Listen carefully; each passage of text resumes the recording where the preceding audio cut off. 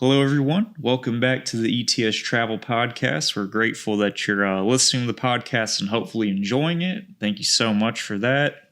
I'm John, one of your business development managers here at ETS, and today Bethany is joining me as always. And Bethany and I are looking at a few travel trends that are shaping the way people think about travel. And we're also going to be looking at why they specifically matter for churches, ministries, and faith-based groups. So what we're basing this off of is Travel Plus Leisure recently pointed to an age of microcultures, a hunger for connection, and the fact that time is precious, and the idea that AI can be useful, but it can't replace human nuance.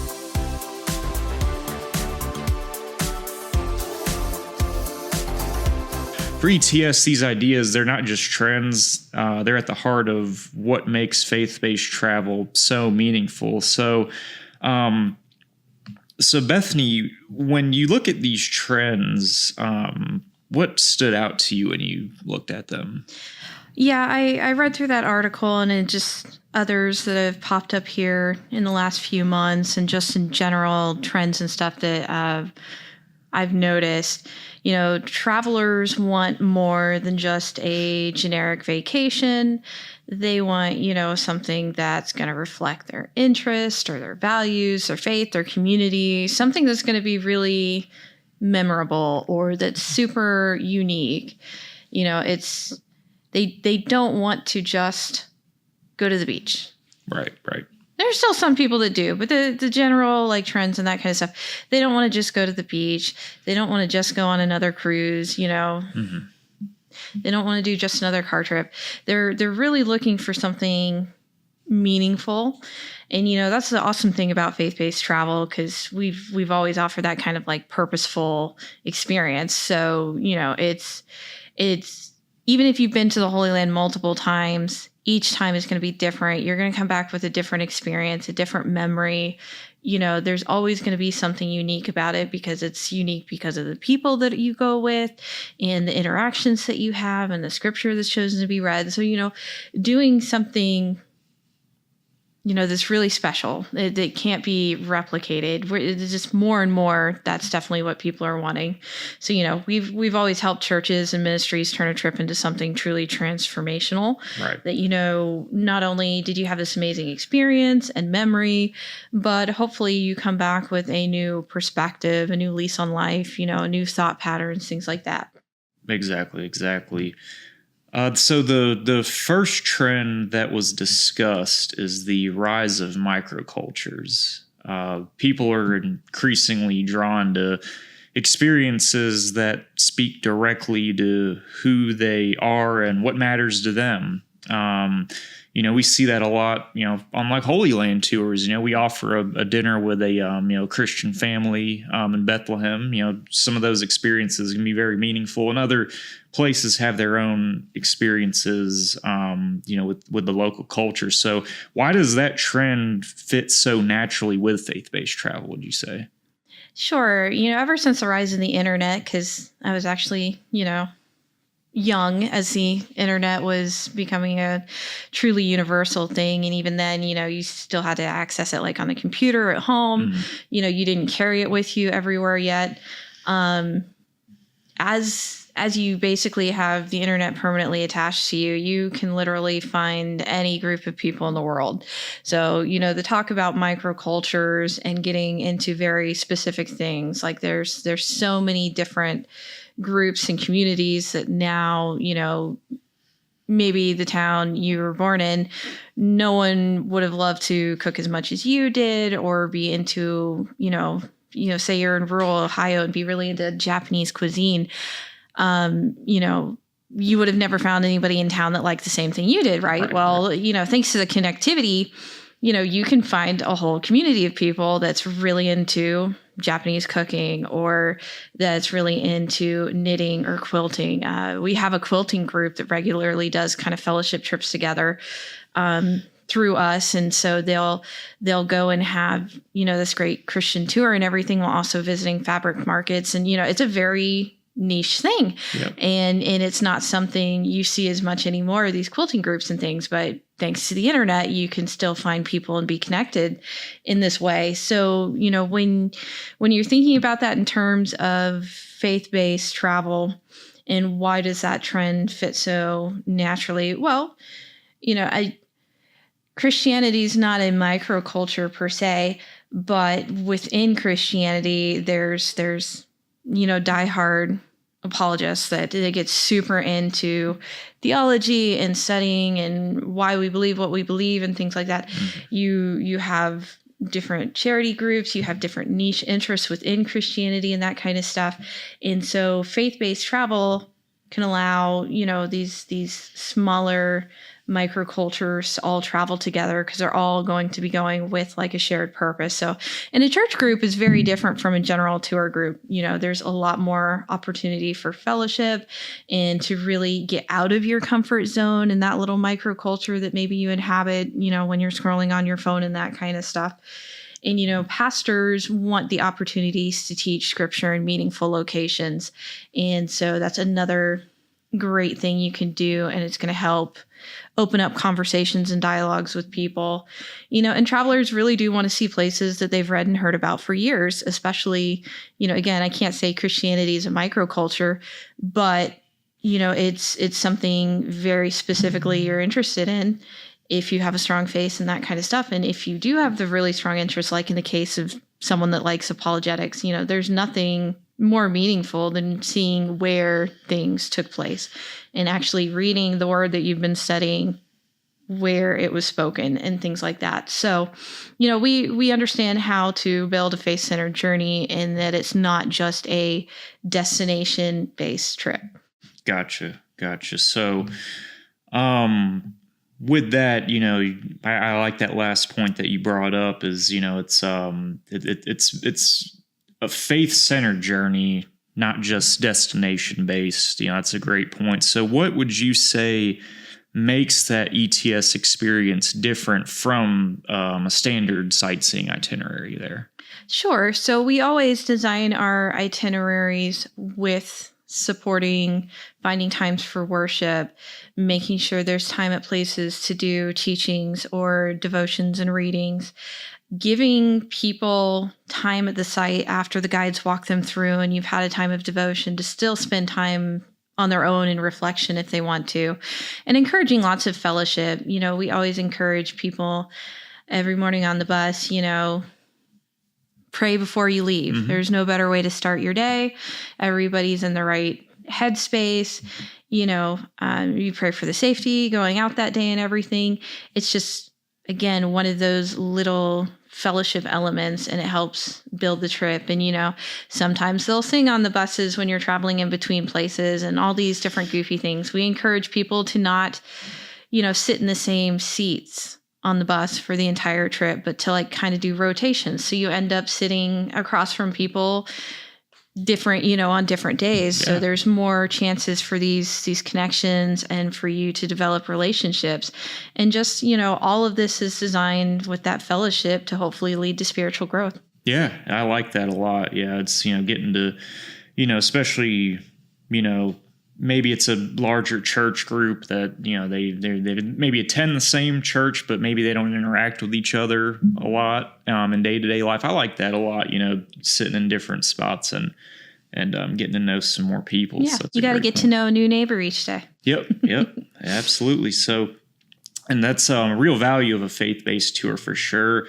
It's not about checking sites off a list. It's about helping people connect to the story of the scripture, to real places, and allowing that experience to shape how they see their faith when they return home. Then, of course, also, meeting new folks and experiencing new things. So we're going to get on to the next segment of, what we read in that article there. So there's a hunger for connection. So that's another trend that's growing is the hunger for connection. So in a world where so much happens online, people are looking for genuine relationships and shared experiences, maybe kind of just disconnect from from the internet world there. So how does a faith-based trip, would you say, help leaders and travelers build those deeper relationships? Absolutely. I mean, everybody's got a smartphone. Everybody's usually checking social media, seeing what everybody's doing. But we do have a lot less of the, block parties and hanging out, IRL with people, going over to friends' houses. I mean, I see book clubs even and stuff that are online now, and they're doing it over Zoom. And so I guess that's a little better because you're still kind of seeing the people. But yeah, I think people are really starved for the in real life experience, actually making, connections, seeing people. And so faith-based travel really presents that unique opportunity. Even if you're just traveling with one of our standard programs, you're going to meet people potentially from different walks of life. They're from different states. They could be different denomination than you. And you have the chance to have this shared experience with them and develop a sense of community. And, travel creates time together that's difficult to create during a normal week, stepping away from everything. I mean, I'm a mom. I go home. School's getting ready to start soon. We'll have homework in the evenings. There's after school activities. There's, we got to get the laundry done. We got to take care of the dogs. We got to get to the groceries. We're almost out of milk. Like, there's so much everyday stuff that gets in the way and takes our focus off of God and building those relationships, and sometimes, things like that. So just the merit of traveling and getting away from your day-to-day life, it just really offers so many great opportunities, again, to build those connections, to get refocused, share meals together. You've got the bus rides, the site visits, praying together, worshiping, singing. Like, I love to talk about, when we sail across the Sea of Galilee and encourage people to do a time of worship and just sing together as you're sailing across. All of these little things just build relationships between the pastors and ministry leaders, their travelers, their fellow travelers. And again, like you brought up, it's a great point. People who have maybe only exchanged greetings at church, they've politely said hi as they walk by, they could end up becoming genuine friends by the end of the trip because they've had this time away from everyday life to actually connect to people again. Absolutely. And, yeah, that connection, too, it's not limited to the people who travel together, is it? No, absolutely not. Like you talked about how in the Holy Land we offer the opportunity to have dinner with a family right. in Bethlehem, in the surrounding neighborhoods. It's an opportunity to make a connection with someone on the other side of the world that shares your same beliefs. They're Christian families, but live a totally different way of life and live under different circumstances than we do back here in the U.S. So we like to provide as many opportunities to connect with the local people, learn about how we're different and very much how we're the same. And, these encounters really make a destination feel more human and personal and memorable. Many of the people that have gone to these family dinners and things like that, or have had other experiences, or just, got to know their guide really well on the trip and that kind of stuff, they'll still talk to them. They stay connected on WhatsApp. Like there are some of our group leaders and stuff that have traveled with the same tour guide, 2 or 3 times over 20 years. And they say hi on holidays, they check in, especially our guides in Israel and things like that. When anything's happening in the Middle East, I know so many of our group leaders that just reach out directly and, they want to check on this guide, this person that took care of them on their trip, but they've got this almost familial connection now. Right. So it really helps travelers see living communities behind the places they visit. It's not just the Western Wall and the Sea of Galilee, but you really learn about the people that are currently inhabiting the Holy Land now. When you go to, Athens and Corinth, you're going to spend time in the cities and actually connect with the modern Greeks, that came after those that Paul preached to. So it's really, really meaningful. Yeah, and that is one of the most beautiful outcomes of group travel.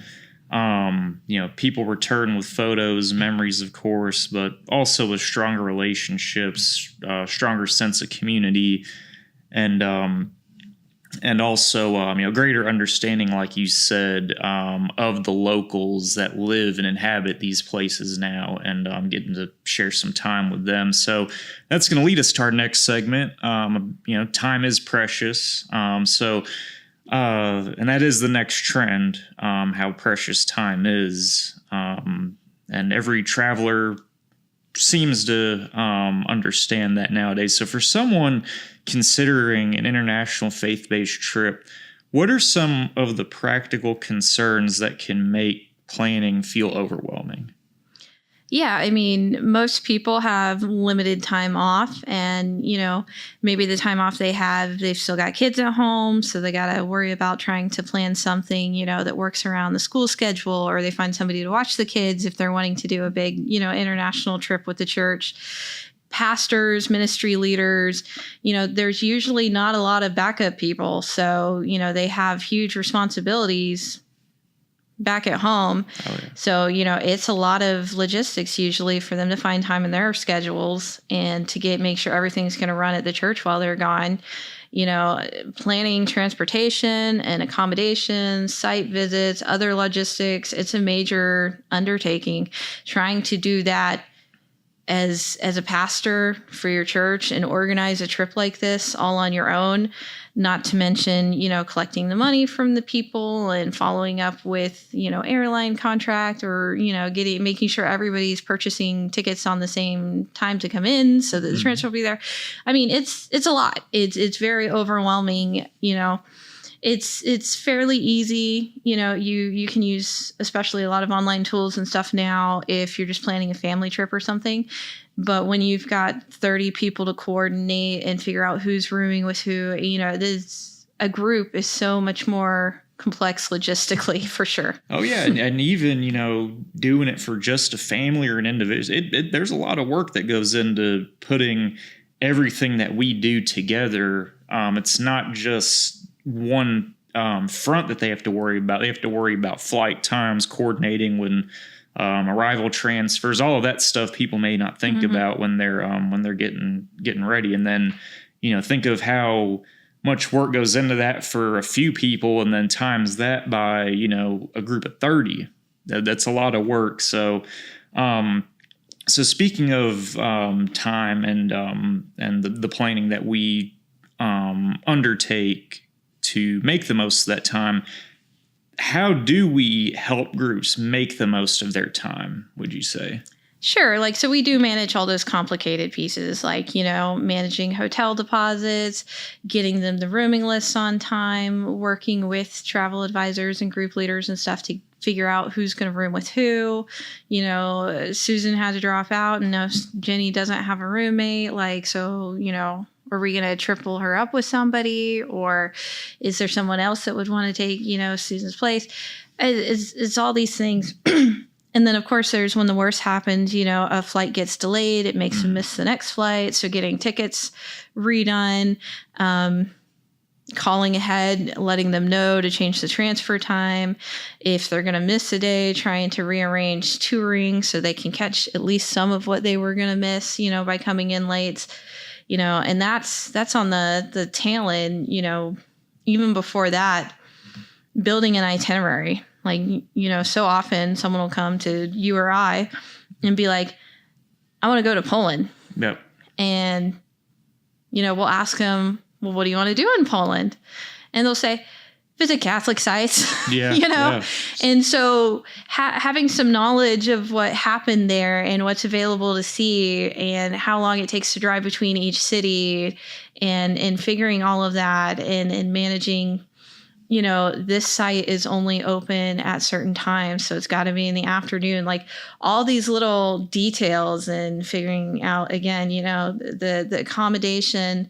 We want it to be in a nice location where maybe they could go out and do stuff in the evening. But some of these older European cities, the buses can't get down these little narrow streets, or they don't have bus parking. Right. So if we stay in the cool hotel that's in the center of Rome, they are going to have to walk quarter of a mile dragging their own luggage, and maybe this group is older, so that doesn't work. All these little crazy things, they go into the planning. So, oh yeah. And we try very hard to be mindful of how precious most people's time are. So most of our trips are 10 days or less, 7 to 10 days. We're trying to fit within standard PTO allowances. So part of that time's over a window. So you're not, going too crazy on your PTO. And then, of course, we, on land programs especially, we're able to do this where even if it's, say, a 12-day trip, we work it out so a pastor is only gone for one Sunday. Right. So you're not having multiple Sundays where somebody's got to cover Sunday morning sermons and those kind of stuff if a pastor wants to travel. On cruises, we're kind of at the mercy of the cruise line schedules. So sometimes it works out it's only one Sunday. A lot of times those do end up being 2 Sundays if you're doing a long Mediterranean cruise. But, this makes for meaningful international travel, and we try to make it as realistic as attainable for working travelers. Right. They haven't retired yet. A lot of our clients, are close to retirement or retired, kids are out of the house, but we do still try to tailor our journeys that even if, you're still middle-aged, you still maybe have older kids at home and that kind of stuff, that, this would be something that would be doable. You could either take your kids with you or find someone to watch them because you're only going to be gone for 9 days, and it's only using like 5 PTO days, and, it's affordable for you and your wife to still go, those kind of things. Those are all the factors we really do try to take into consideration. Yeah, for sure. That's a great description of the time and how we try to, manage it and all the thoughtfulness that goes into that. So what, speaking of the time, what does that allow travelers to focus on once they're actually on the journey, accounting for everything that you just discussed there? Yeah, because we're behind the scenes. We've gone ahead and planned out the logistics as well as we can. Ideally they're perfect, but most of the time, life happens. So we're still there in the background and we're fixing everything. So that ideally, if a hiccup comes up, it's already been taken care of and smoothed over, so the travelers never even notice. That's going to allow them to focus on being in the moment, in the experience, instead of worrying about logistics. They can listen, learn, worship, reflect, enjoy the sights, fellowship with everybody, and our goal is always going to be to help every day of the trip feel very purposeful, and that their time was well used and meaningful, and that they didn't spend it, calling the airlines and sitting on hold for 2 hours trying to figure out where their bag went. That's the fun stuff our team gets to do. Yep. We do have a lot of fun with it. Yes, of course. So just to recap, when the details are handled well, travelers are free to be present. They're not worrying about all the other stuff that goes on behind the scenes. ETS gives groups the confidence that the important details have already been thoughtfully planned, so their time can be maximized and spent on what matters most, and that's the faith-based aspect of why they're there, and really immersing themselves also in the cultures too. So thank you for going over that. So that's going to bring us into our final trend, which can be scary to some people, but something that's increasingly common now. So it's going to be AI. So AI, I would say it's a great tool. The progression that it's taken throughout the last I would say 4 years, it's a helpful tool, but it lacks nuance. So it can be helpful for research and ideas, but it can't replace the nuance of human experience. So why is that distinction especially important when planning a faith-based tour? Yeah, I mean, the AI doesn't have feelings. It's not going to understand the emotional resonance people are going to have with biblical sites. No. So, I mean, it can give you a list. Like you can ask it, I want to go to Israel. What are the top 10 places a Christian would visit? And it's going to spit out the list. But it's not going to necessarily give you the full context of how to get there, what you should do with your time there. It's not going to spit out a devotional guide. And, it's nice. There are things AI does really well, but it's still kind of lacking and struggling with logistics. Like you could say, I build me a 10-day itinerary where I go to these 3 cities, and it'll sometimes forget to figure out the driving distance. Yeah. When it does get the driving distance, it's not thinking in the context of like, okay, I'm planning a tour for people, so I've got to hire a bus driver that, depending on the country they're operating in, there's certain limitations to how long they can drive without a break, Yep. How long they have to have a rest, like at the end of the day before they can start driving again. In all these little intricacies, it's not there yet. Right. It doesn't understand the regulations of doing a tour versus planning a car trip where you just rent a car. And so if you guys want to drive at 3:00 in the morning, you totally can do that on you rented a car and you're on a road trip kind of thing, versus like you can't do that in most countries, under their laws and regulations. So, it doesn't understand because it is just a tool. It's regurgitating and aggregating data. So it's not going to understand a pastor wanting to frame his trip around a theme or around a purpose. It can't determine which sites are essential for a group's faith journey. It's just going to go by, this is what's most talked about online, because it's most AI, they're scraping the internet. So it's kind of going by like, okay, there are the most articles about these sites, and they could forget something that's just not one of the trendy Instagram sites, but that we know is really meaningful if you go and do it. So it's still helps to work with a human. And that's why you, as a travel advisor, being the go-between, working with the pastor, being an actual human person. And I mean, most people still just like talking to an actual person versus an AI. So the comfort of being able to pick up the phone and call the travel advisor and ask them a question, and there's somebody that cares about doing a good job for him and getting him an answer, it still means a lot. So, it can't create the same thoughtful balance of, teaching, sightseeing, worship, rest, and fellowship, and certainly not connection, which we talked about earlier, is just lacking. So it's just, it's a great tool, and just please think of it as a tool. It's not the end all be all. It's not going to solve all of humanity's problems just yet, at least. Really? But maybe we'll see. I think it's got a ways to go. Yeah. It's got to stop hallucinating, but yeah.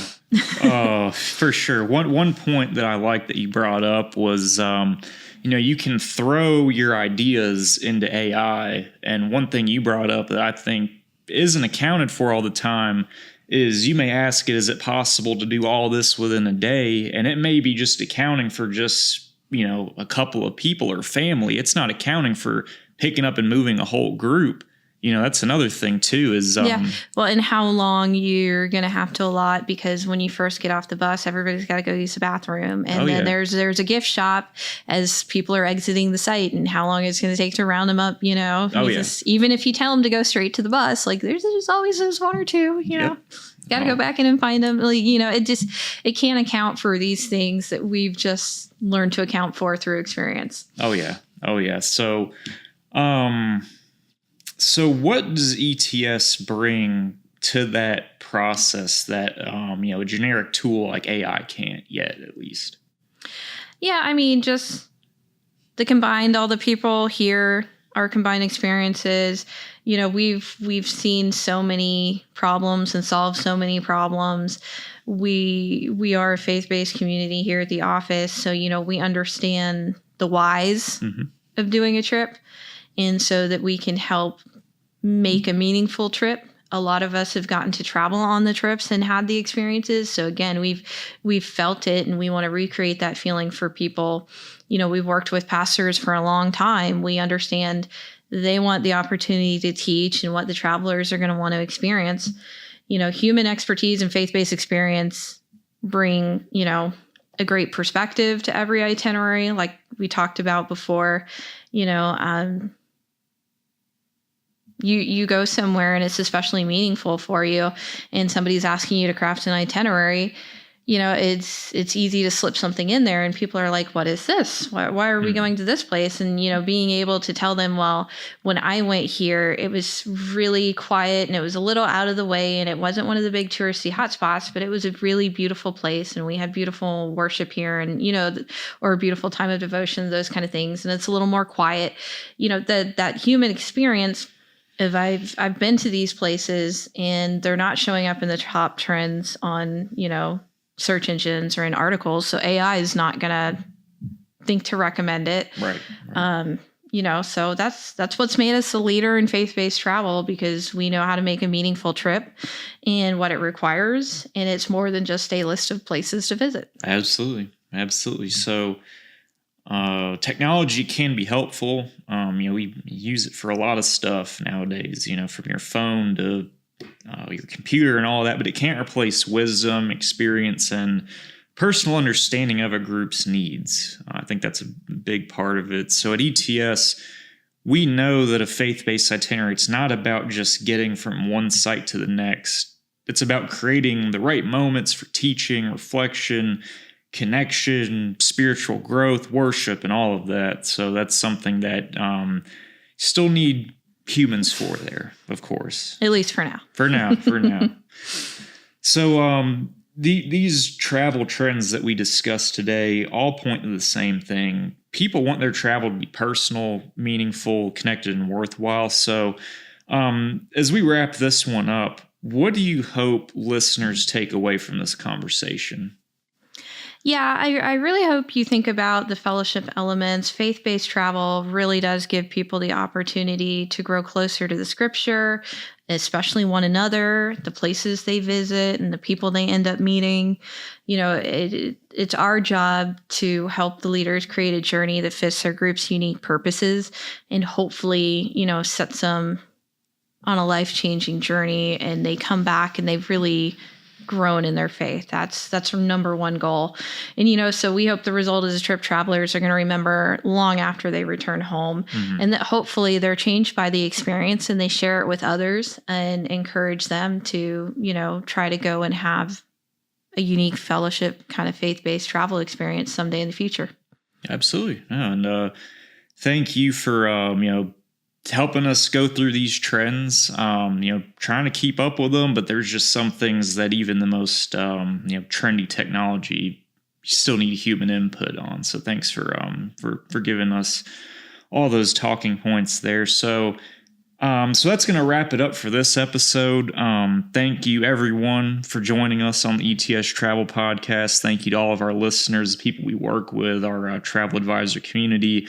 We appreciate you, and we appreciate you letting us know things that you find valuable about this podcast. And we hope that you continue to watch or listen, however you're consuming it. And to learn more about planning your next faith-based journey, as always, visit our website, etstours.com. Give us a call. We're happy to talk through some items with you here. But until next time, hope you all have safe travels. We're in the height of summer travel now, so wish you all safety and the Lord's blessings. Thank you. Take care.